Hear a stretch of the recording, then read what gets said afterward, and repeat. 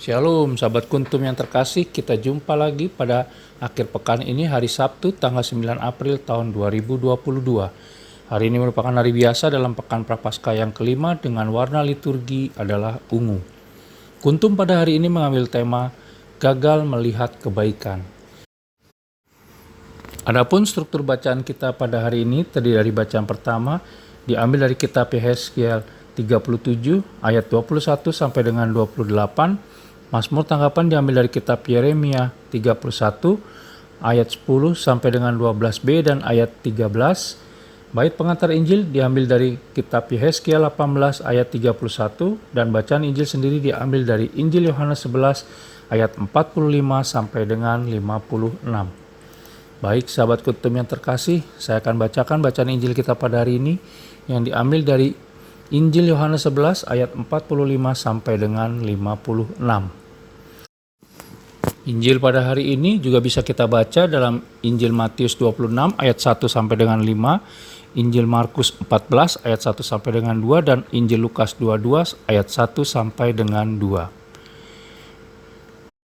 Persepakatan untuk membunuh Yesus. Banyak di antara orang-orang Yahudi yang datang melawat Maria dan yang menyaksikan sendiri apa yang telah dibuat Yesus percaya kepadanya. Tetapi ada yang pergi kepada orang-orang Farisi dan menceritakan kepada mereka apa yang telah dibuat Yesus itu. Lalu imam-imam kepala dan orang-orang Farisi memanggil mahkamah agama untuk berkumpul dan mereka berkata, "Apakah yang harus kita buat? Sebab orang itu membuat banyak mujizat. Apabila kita biarkan dia, maka semua orang akan percaya kepadanya dan orang-orang Roma akan datang dan akan merampas tempat suci kita serta bangsa kita." Tetapi seorang di antara mereka, yaitu Kayafas, imam besar pada waktu itu, berkata kepada mereka, "Kamu tidak tahu apa-apa, dan kamu tidak insaf, bahwa lebih berguna bagimu jika satu orang mati untuk bangsa kita daripada seluruh bangsa kita ini binasa." Hal itu dikatakannya bukan dari dirinya sendiri, tetapi sebagai imam besar pada tahun itu ia bernubuat bahwa Yesus akan mati untuk bangsa itu. Dan bukan untuk bangsa itu saja, tetapi juga untuk mengumpulkan dan mempersatukan anak-anak Allah yang tercerai-berai. Mulai dari hari itu mereka sepakat untuk membunuh dia, karena itu Yesus tidak tampil lagi di muka umum di antara orang-orang Yahudi. Ia berangkat dari situ ke daerah dekat padang gurun, ke sebuah kota yang bernama Efraim, dan di situ ia tinggal bersama-sama murid-muridnya. Pada waktu itu, hari raya Paskah orang Yahudi sudah dekat. Dan banyak orang dari negeri itu berangkat ke Yerusalem untuk menyucikan diri sebelum Paskah itu. Mereka mencari Yesus dan sambil berdiri di dalam bait Allah, mereka berkata seorang kepada yang lain, "Bagaimana pendapatmu? Akan datang jugakah ia ke pesta?" Demikianlah sabda Tuhan, terpujilah Kristus. Sahabat kuntum yang terkasih, apa yang dikatakan oleh Imam Besar Kayafas dalam bacaan Injil pada hari ini, di ayat 49-50 sekilas merupakan langkah bijaksana untuk keselamatan bangsa. Jika ditinjau dari situasi kondisi politik yang ada pada saat itu, pendapat Imam Besar Kayafas memang masuk akal.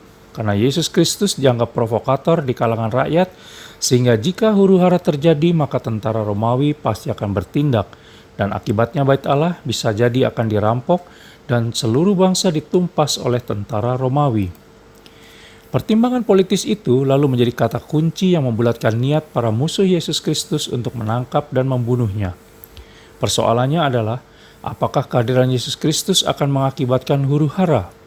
Bukankah Yesus Kristus mengadakan berbagai penyembuhan dan mukjizat demi menggugah iman bangsanya agar semakin mengakui kuasa Allah Bapa? Pendapat Imam Besar Kayafas yang kelihatannya bijaksana itu bisa ditafsirkan sebagai suatu ketakutan tanpa dasar yang kuat. Imam Besar Kayafas mencoba menghalalkan ketakutannya dengan alasan demi keselamatan bangsa. Tak dapat diingkari bahwa kematian Yesus Kristus bisa jadi mempunyai kaitan erat dengan intrik politik, ambisi, dan iri hati para penguasa.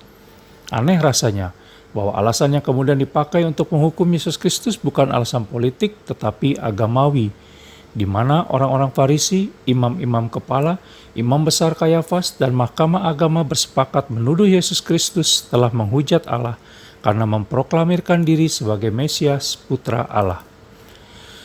Melihat kepada situasi kondisi saat ini, kita pun bisa juga masuk dalam ritme dan situasi kondisi hidup seperti itu. yaitu terperangkap oleh emosi, nafsu, egoisme, kepentingan diri, martabat yang diagungkan, status yang dimuliakan, kuasa yang dibanggakan, dan seterusnya.